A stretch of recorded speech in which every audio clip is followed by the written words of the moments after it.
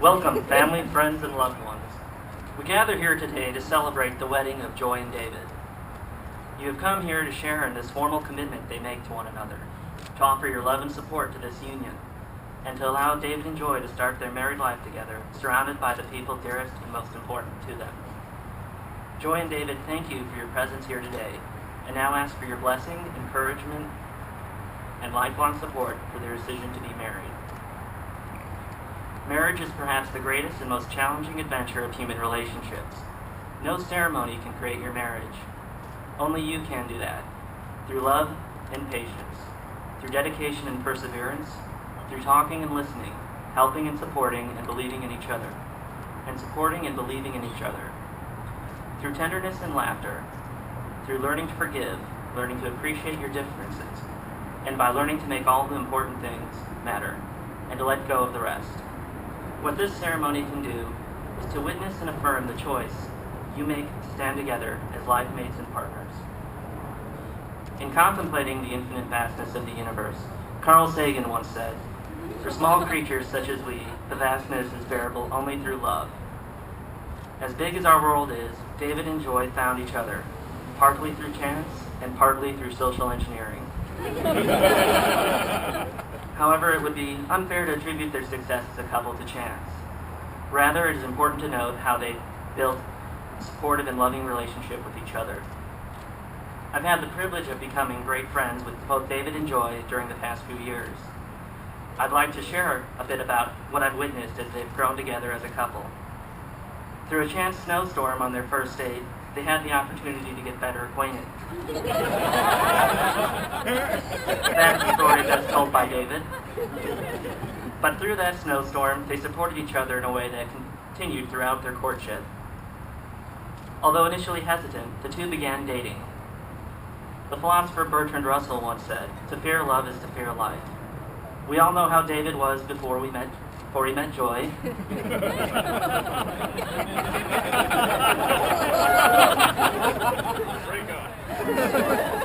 And we all know how his love for Joy has changed him for the better. We also all know how happy Joy is when she is around David. So if they are any example, then perhaps it is true that to embrace love is to embrace life. We've all witnessed how they've continued to support each other through adversity, whether overcoming natural challenges such as snowstorms or bees, or man-made challenges such as long days at the unemployment office, or time away due to business travel. David and Joy have supported one another and emerged from adversity more committed to each other. Because of this, I'm confident that David and Joy will continue to build a lasting relationship and will enjoy a long, love-filled life together. Normally, this is the point in the ceremony where I'm supposed to ask the guests to affirm their support for the bride and groom. But to be blunt, as much as David and Joy love you all, they don't care what you think.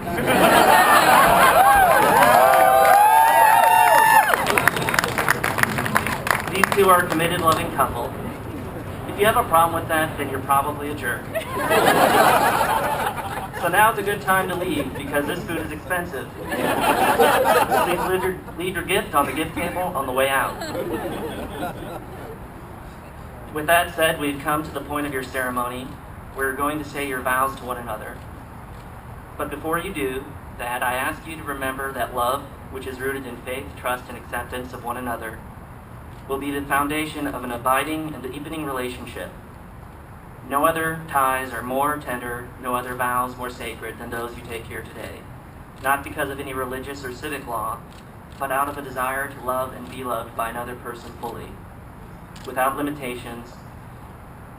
Then your life will have joy, and the home you establish will be a place in which you both will find the direction of your growth, your freedom, and your responsibility.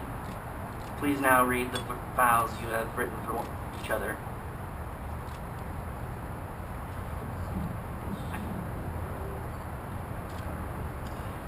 Before our friends and those so special to us here, on this wonderful day of gladness and good fortune, I, David Dobell, take you, Joy Seaborn, as my wife, and friendship and in love, in strength and weakness, to share the good times and misfortune, and achievement and failure, to celebrate with you for the rest of our days.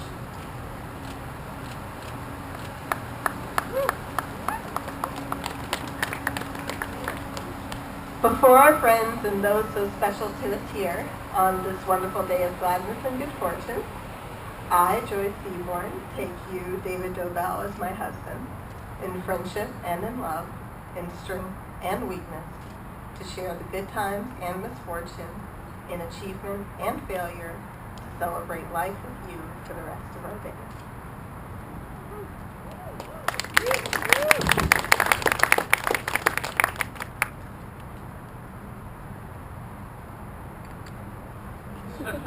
All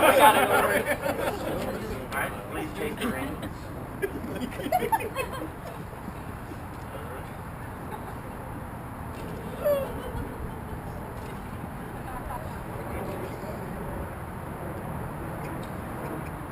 Please repeat after me. I give you this ring as a daily reminder of my love for you. I give you this ring as my daily reminder of my love for you.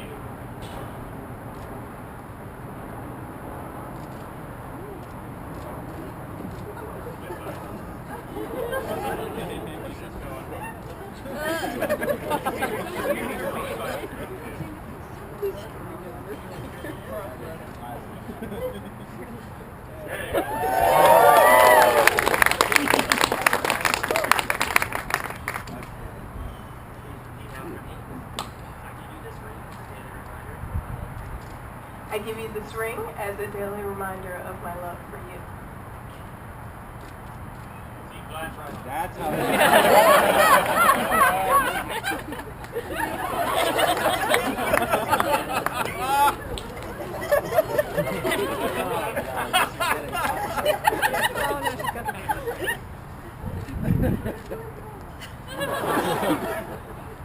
By the power of your love and commitment and the power vested in me, I now pronounce you husband and wife. You may kiss each other.